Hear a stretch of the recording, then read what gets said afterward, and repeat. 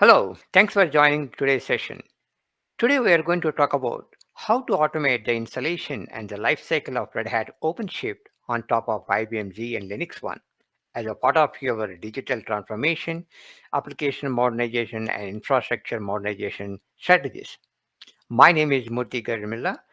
Along with me, my colleagues Michael Fryman, Chris Norwell, and Abhay Radhakrishnan are welcoming you all for this session today. Let us understand what are the business challenges customers are facing nowadays. Customers across different industries, different locations, they have great ideas.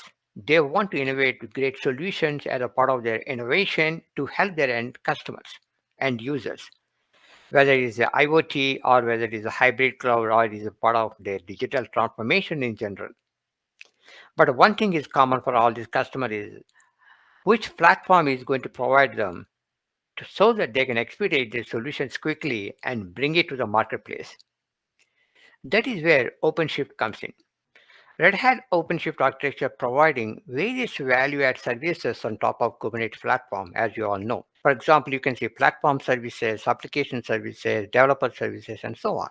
Now, Michael is going to talk about the value of OpenShift. Hi, this is Michael Fryman, and I'm a Senior Specialist Solutions Architect here at Red Hat on the IBM Strategic Alliance team. Sincerely, running your own Kubernetes and DevOps platform can be very challenging. What we're looking at here are many strong reasons why customers would and should be interested in Red Hat OpenShift for that platform, and importantly, how we help address those business challenges that we'll be touching on throughout this quick nibble. The data shown here is from a report from IDC just last year. It clearly demonstrates that by taking applications and installing them in OpenShift, you can take advantage of and benefit from the ease of use, reliability, and scalability that our OpenShift platform, based on 100% Kubernetes, can offer. OpenShift can help reduce the infrastructure spend significantly, reduce the time to market, and ensure higher reliability and productivity. And all of this while taking advantage of the hybrid open cloud model, which absolutely includes the IBM Z mainframe platform. Thanks, Michael.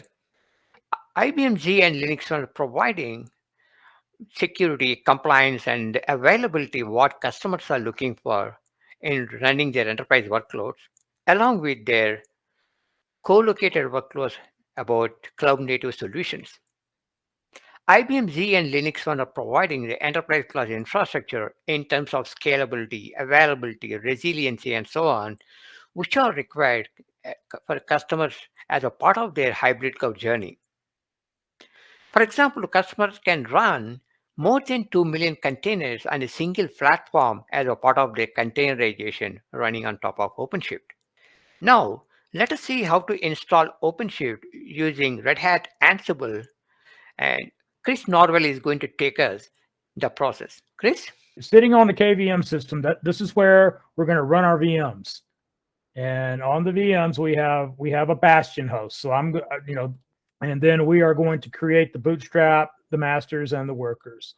All of that's going to be dependent on your variables file. So your variables file right here, it's going to have, where you're going to go get OpenShift from, the images for the Core OS, where you're going to, where the images are going to live, the installation directory, the client file, which is your OC binary, where you're going to put stuff.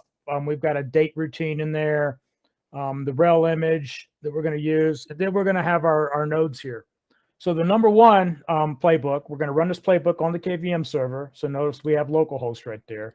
We're going to go out and grab the latest and greatest Core OS image for OS 390. So what we want to do now is we want to download the actual OpenShift installation, the OpenShift installer, and the OpenShift client. Is we're going to go to see now we're doing stuff on our bastion host. So what it's going to do, first thing it's going to do is it's going to go create a directory for us to work in, and it's going to download the OpenShift installer, and it's going to download and uncompress the client.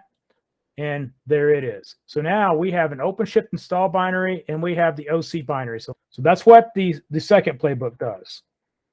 Now the third playbook, we're going to go ahead and kick off this installer. I guess. So it's going to copy over, and you can see right here, we're running this on the Bastion host. So all the automation is being done on the Bastion host, not the KVM server.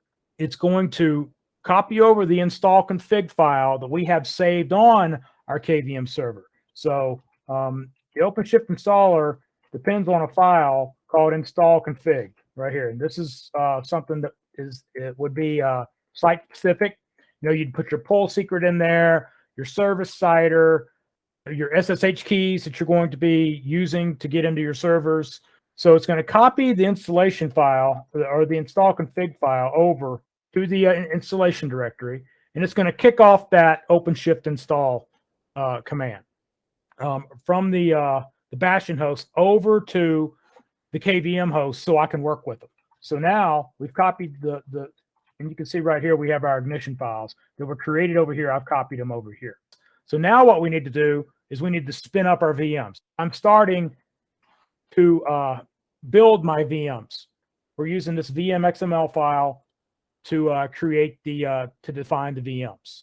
At the end of this, I should be able to do my burst list, and I've got a bunch of VMs. So now the last thing we want to do is kick off the installation. So what will happen now? Again, we're going to be working on the Bastion node. All the automation is going to be done from the Bastion node. So what it's going to do is it's going to CD into our directory that we created that we can work in. And then what we're going to do is we're going to run our Openshift install. And we're going to give it the working directory where all our goodies are, right? And then we're going to say, wait for bootstrap complete, show console. Here's my console right here. Now I can go into this console with 5 playbooks and our LPAR with the KVM server sitting on this LinuxONE machine. We were able to spin up an OpenShift cluster. That's how simple it is to do a UPI. So this is a visual representation of what we just did. We have seen like how to install OpenShift using Red Hat Ansible playbooks. Now we are going to look into that how to run or bring enterprise workloads on top of OpenShift container platform. So we are going to see a demo from Abhay about how to rehost an existing application on top of OpenShift. For deployment to the OpenShift, I'll be using a traditional WebSphere application. It is called hit count. We have the ER file for the hit count, and then let us quickly review the Docker file. So we'll be using a WebSphere traditional base image 9.0.5. Then we will copy the ER file onto the appropriate location. We have the WebSphere configuration generated using the transformation advisor, and we'll be copying those config files here. Now the Docker file is ready. I'll be deploying this application onto the OpenShift container platform.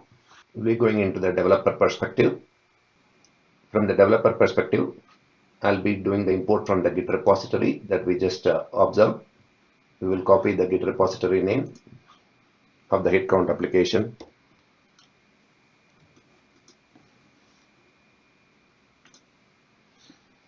And the target port using 9080.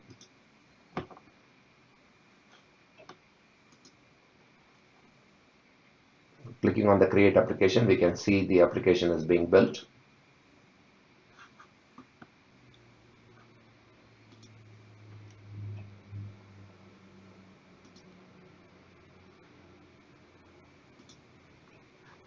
So let us review the log files as the application is being built. Now let us look at the build status. And the build is complete. So we'll go to the topology. The deployment is successfully completed with 1 pod running. Let us quickly have a look at the routes. So I'm going to copy this route, go to the browser. As you can see, the traditional WebSphere application is successfully rendering. I'm going to try a transaction in that.